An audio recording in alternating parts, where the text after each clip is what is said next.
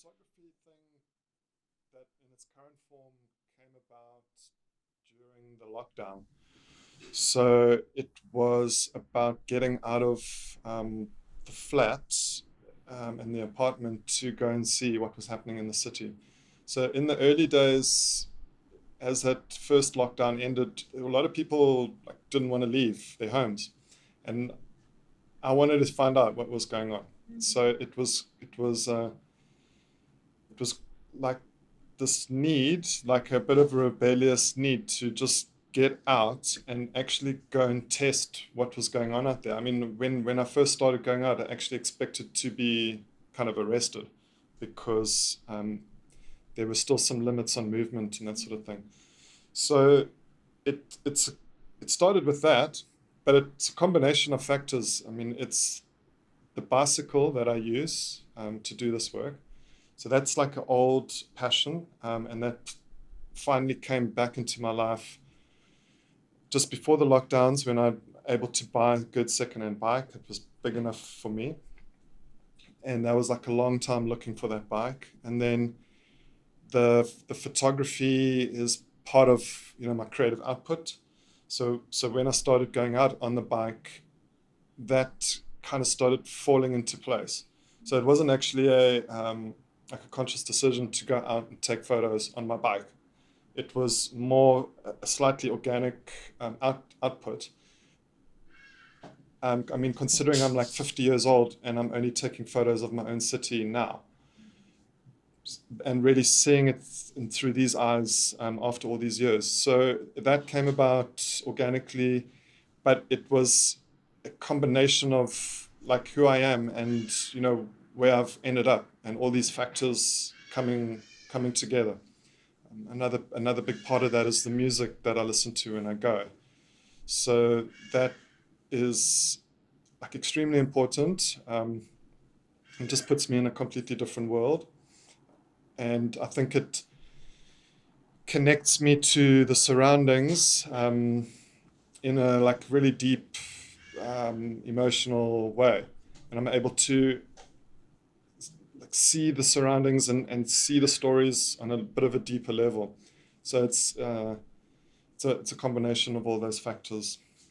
I think once it kind of kicked in, it's become like a driving force, like a creative force, and I've been developing it in terms of like gear and equipment, and that's across like the different elements of the process, which is bicycle, clothing, and how to protect yourself or give yourself the right gear on the road. It's it's sound going through my ears, so it's good earphones. It's the phone that works for camera and sound and Bluetooth. So it's a combination of all those elements that I've developed over time, over the last 3 years, and then like kind of trying to hone all that gear and get it like running like really well, so that I can do this really athletic kind of dance out there. So it's I'm putting myself in some pretty extreme situations and areas. So you've got to be able to get in and out, and so you can't have the wrong gear like slowing you down, messing your flow. So that is all about this like ability to get into areas through traffic, pedestrians, bumps in roads, pavements, whatever it is, trying to get through and then leaving like a perfect exit route and amount of time so that if there's any issue, you're able to get out. And it's quite a calculated process, but it's become like a bit of a subculture for me. Mm. It almost sounds like the process of graffiti, right? So it's like quick in, quick out.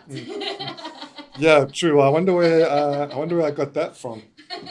Yeah, so that's that rebellious spirit really Yeah. that's followed me throughout the career, because I did 10 years of graffiti, before all of this.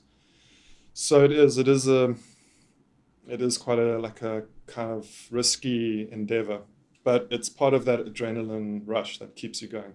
I'd love to please ask, you mentioned, the music you listen to as also being part of the process. Mm. If you allow us to know, what is some of that music that you listen to when you're out and you're taking photos and you're in this rush?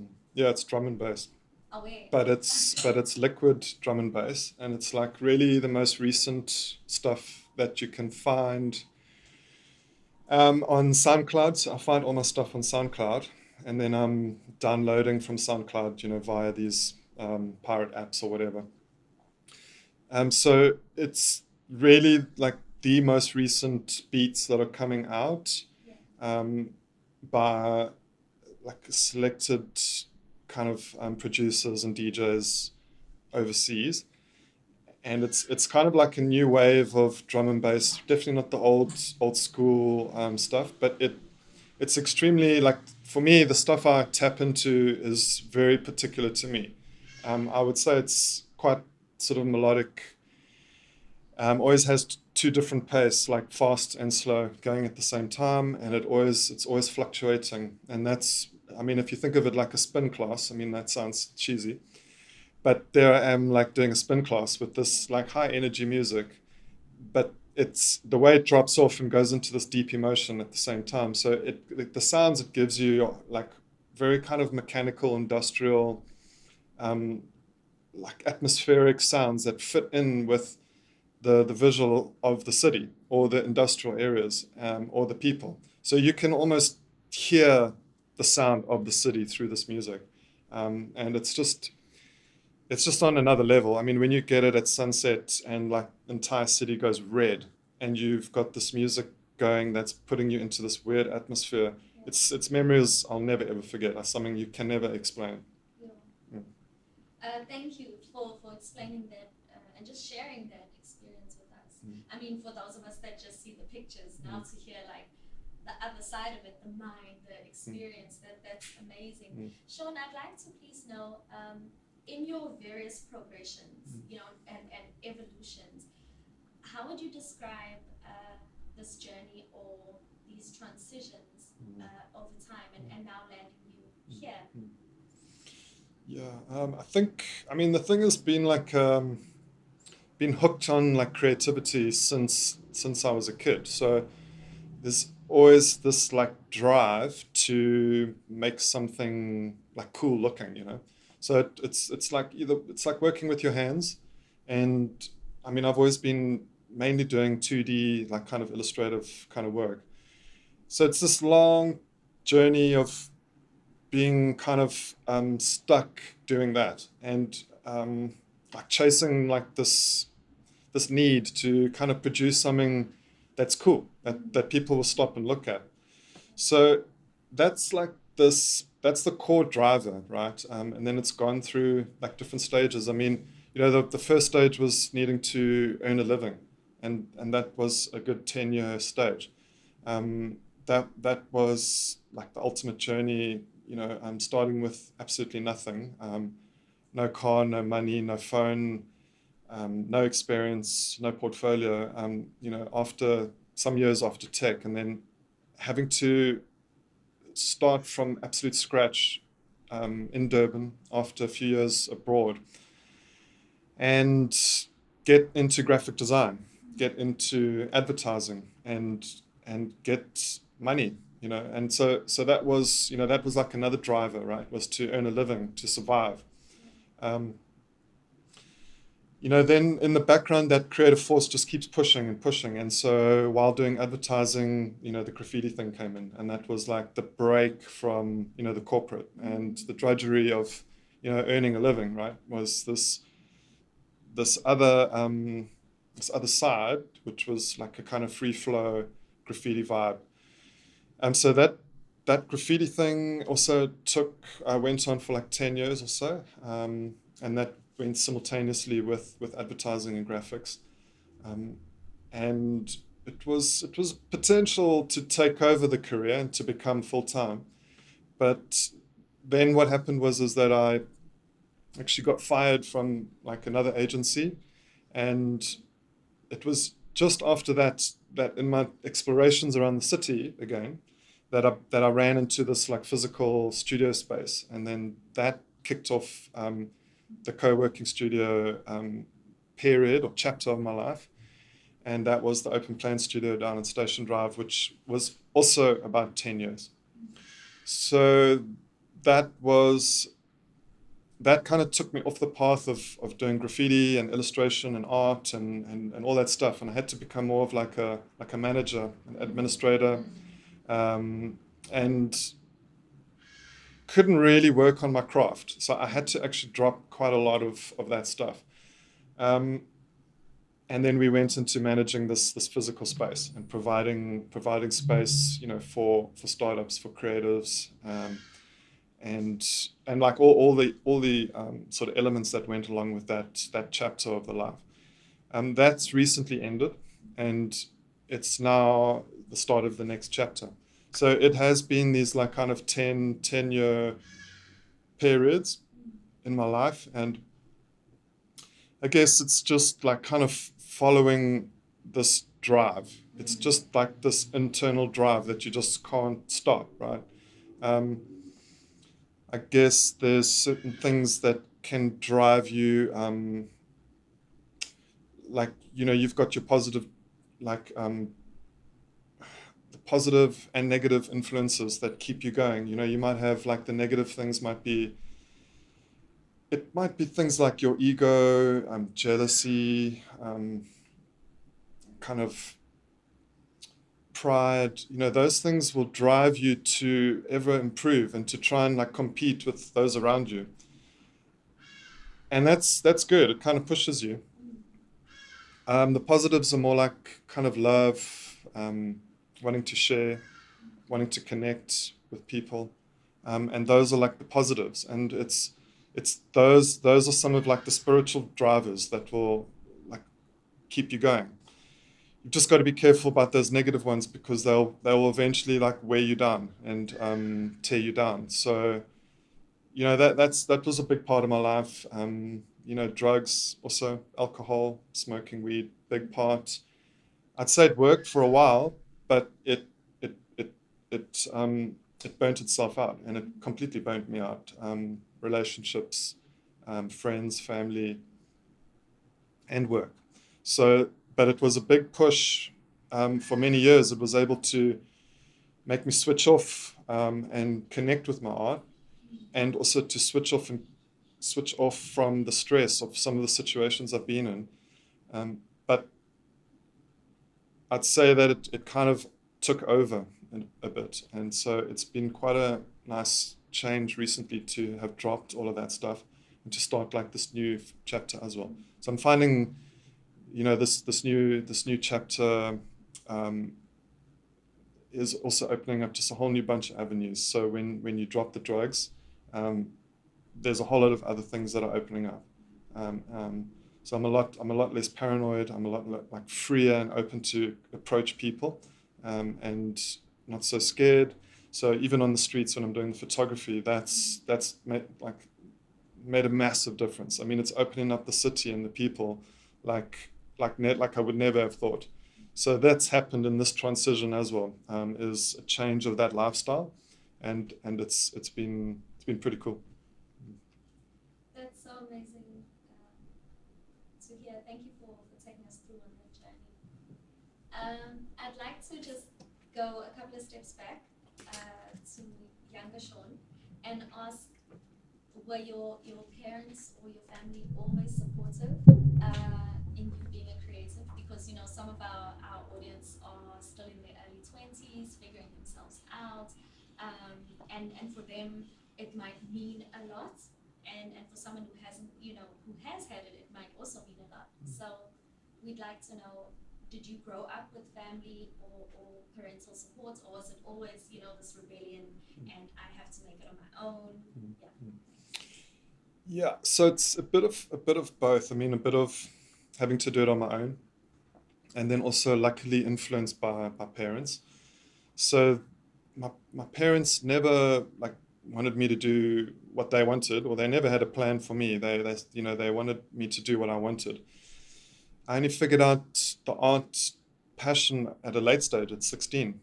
That's when I really realized like this is what I wanted to do, and I had to actually change subject at school late, and we swapped subjects, and started doing art at school. You know, I was lucky to be influenced by members of my family doing art. They were never in the art industry, but they did art in their spare time and at school. So older brother and sister, 10 years older, half brother, half sister. They did some work, and I connected with them on that. And I mean, massive memories that we'll never ever forget. And then my mother also did some projects, freelance projects, even though she was working full time, in sort of corporate. She did these freelance creative jobs that also had a massive influence on me when I was younger. So I don't know if it was, I don't know if I was the last offspring to really bite the creative thing and to really go with it, and if I would have anyway. But I know having those memories in my life made a massive difference. I think, you know, my parents split up when I was young, so I did have to figure things out on my own. I think what I got from my dad and my brother was the rebellion. So they were like, my dad wasn't autistic, but he was highly rebellious, and unfortunately, a life of alcohol and a kind of partying it up kind of lifestyle. But he was wild, and I mean, I think I got that in my DNA from him, and that's also part of me. Even though he wasn't around, also when I grew up, I mean, he was around, but he wasn't present because he was always like on alcohol. So that was part of it all. It was having to grow up, in a single parent situation, without brother and sister because they had left the home, and then you're kind of fighting for your survival again. You've got to like figure things out. Um, Luckily the education was there. Um, it's important. I think having that education made me able to figure things out in this world. And that was, I mean, that's a massive part of it, is just being able to sit back and look at it all and say, like, what do I need to do? What do I want to do? So I think the parents, helped me out with that. Um, so yeah, it's been a mixed emotions with the parents and that upbringing. The family is very dysfunctional. Um, but good things. My father. I've recently reconnected with my father. He's now 70, and so we are going to be staying together pretty soon. And he's finally like stopped all the nonsense. So yeah, family. Got to work with them. It almost sounds like the gift is genetic Mm-hmm. for the arts. That's a beautiful thing. It is, yeah, it has been. That's awesome. Mm. You mentioned education. What are your qualifications for people who might not know what it is you studied? Yeah, so I finished matric and then went on to do Natal Technicon, which is DUT, and wasn't accepted straight away into a graphic design course. So I had to do a bridging course for a year at the campus. And so that was, like, it was quite a struggle. You got to go in, you're not good enough to get straight in. So you got to go in and do this bridging course.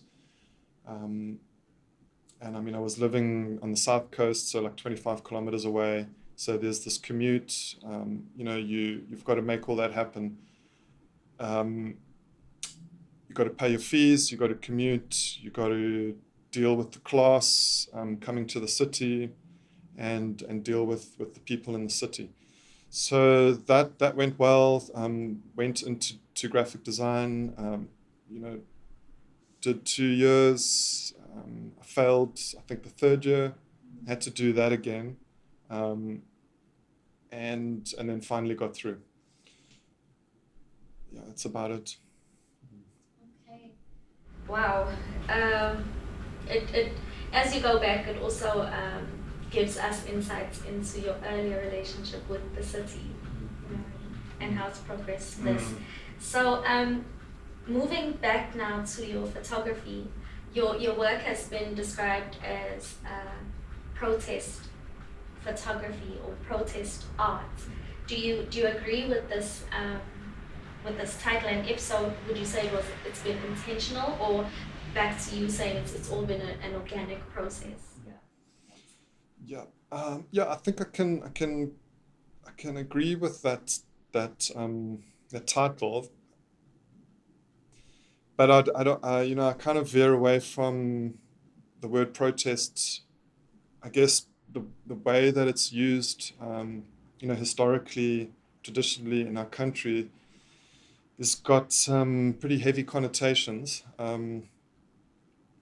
So I can still I think it's a good thing that art can be used as protest. So let's focus on the art being the protest rather than like the physical actions, possibly, you know, tearing things down, burning things, rioting, looting.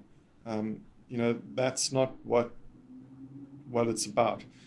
So I'd say I can go with that title because it's related to an art form, which is a peaceful process. You know, graffiti is a kind of protest art. It's pretty peaceful, but I can see elements of violence within graffiti.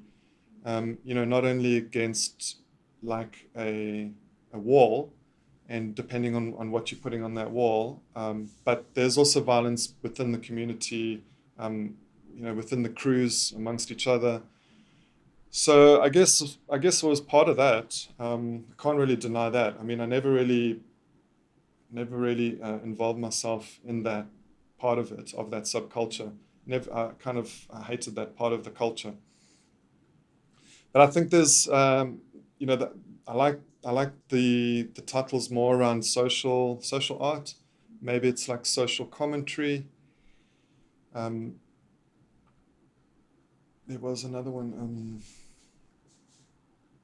Yeah, I think it's like rather the social aspect of what's happening, and trying to portray it through the art form, what's happening in society. Yeah, And it's literally a picture, a portrayal of mm, what you see. sure. Now with some words, yeah, slowly being added. What do you feel is the ultimate role or potential of art bringing about positive social change?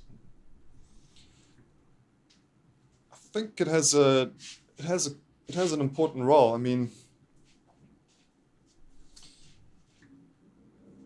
think if protests were more artistic, we might have more impact. Um, if things were like coordinated to like all stand in a massive circle and maybe slowly spiral in and then like kind of fall down and lift your hands up, maybe the recording of that process would have more impact than some of the chaos that goes down in some of our protests, or the social change. But I think it has. I think art has like a cool way to heal people. It's a it's an output. It's a way for people to release emotion. So for the youth that see it, like on the street, in their schools, in their social lives, it can become a huge distraction for them. So, like it was for me, you're able to see something that is a break from like the drudgery of what's happening in life, right? So, you can see these colorful pictures, layered, textured, interesting things that kind of take you away from what's happening in the news. And, I think then you kind of begin to realize, like, well, it's almost like society is kind of, it's centered around like messaging, right? And what are, like, it's all about communication. So you're looking at it, you realize, you start to think, but like pictures are communication and messaging. So you then begin to realize, okay, like my picture can make the change. So I think there's a good value in that, where you can begin to realize, like, you can use your work for social change, and it doesn't have to be limited to exhibition. You can take your stuff out onto the street. It doesn't have to be graffiti with a spray can. You can go and put like posters up, and that picture can contain like visuals and words, and you don't need to do it illegally either. You can find funding for that sort of stuff and get permissions to do that sort of stuff. So there's all sorts of different platforms. I mean, you can go online, these days, social media.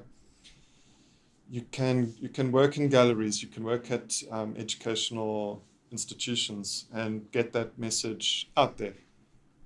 I think it's, when you're taking your time to write a message, to think deeply about your surroundings, you're going to come up with something that can be channeled towards government. And if you're looking for funding, you got to come up with these ideas, like, what social change can we create? How can I get funded for this? And there's massive opportunities there. So it is all linked. It's like, if we've got to give people a reason to believe, and we do that through like crafting our work and doing something that kind of makes people stop and listen and look and be like, that matters. That's interesting, and it's not throwaway culture or content. This means something. So that's important. You've got to look at that, try and make something that matters. Yo, thank you so much. Wow. Sean, I'd like to know, lastly, where do you see your photography going? Where would you, are there spaces or opportunities or certain, achievements you'd like to have with your photography, or are you kind of just like flowing with it? Yeah, definitely. It's like a, what's the word? Like, it's like an artistic output, and so I am on this journey to figure out like what to do with it. So, like, I guess like most like personal styles, artistic styles, you've got to like immerse yourself in it and explore like the possibilities. So it's not like a popular genre, and it's not like a very corporate commercial avenue to take. This kind of like street photography, exploration photography, urban exploration, and then that kind of social aspect to it. So I mean, I'm lucky. I'm like kind of multi-skilled, and I'm able to either do graphics or illustration, or like go into painting. So there's all of these avenues that we need to look at. At the same time, you've got to manage life. You've got to pay the bills. You've got to keep your family going, and you've got to remember that it's not all about you. You've got to remember it's like a bit of a balance, about trying to balance your life and your artwork, and to not make it purely about yourself. I've fallen into that in the past, and I've lost a lot through that. So the it is organic, but there's a lot of thinking and process behind it, and trying to define it, and create that rationale for it, and like carve out like a market for this. And it's not easy. You've got to really like kind of battle yourself and the world, because it's not accepted. It's not mainstream. You've got to find some way to connect, with your audience. There's no point creating work that no one's really gonna connect with and, I guess, consume in some way. So there's avenues, but a lot of it takes a lot of work, and it's just a pity that like a lot of artists are stuck working on their own. I think a lot of people could excel a bit quicker if there were support structures, and more collaboration between artists from different disciplines that could assist. So I think if there were groups that would come together and support and work on each other's output, I think that would be pretty awesome. I think it's a way to push things forward kind of quicker. I don't know what gets in the way of that. I mean, I've been struggling with that also, like the whole time I've been in Durban, or like in this creative industry, not Durban. I'm not sure what stops that. If it's the ego, if it's like this alpha process where you can't relate or give your time to other people, like colleagues and people in the same industry. So it's, yeah, I would say that would help. But I think for what I'm doing, yeah, I think it's pretty obvious what you can do with photography. You've just got to find the market. You've got to be able to find people that will connect with this work. You've got to find a platform where you can push this work. So I think, yeah, I mean, I think there's some obvious channels, like maybe doing, social work, social photography for organizations. You can do a bit more corporate event work, that sort of stuff. But that's not what I do. What I do is much more like street level. It's like right in the action. It's right in the grit and the grime and the chaos and the danger of like the city. So that's another whole. It's just like you want to make money, but then you end up kind of selling out. You end up spreading yourself too thin, doing work that really is not what your artistic output is. So you just got to find something that works. But that's part of the process. Yeah. Amazing. Thank you. Will you please let our listeners know how they can find you on social media or your work? Yeah, at the moment, best place is Facebook, and that's at Sean Stretch. So other channels are not happening at the moment. I'm trying to figure it all out. Like there's been so much. Yeah, sorry, getting distracted, going on down another rabbit hole. Yeah, It's okay. but I'll leave it at that. Yeah, there's just been too many other like things going on in life. Yeah. Okay. So Sean Stretch on Facebook. Mm. Amazing. Thank you so much for your time. Cool. Awesome. Thanks. Are we good? Yay! Awesome.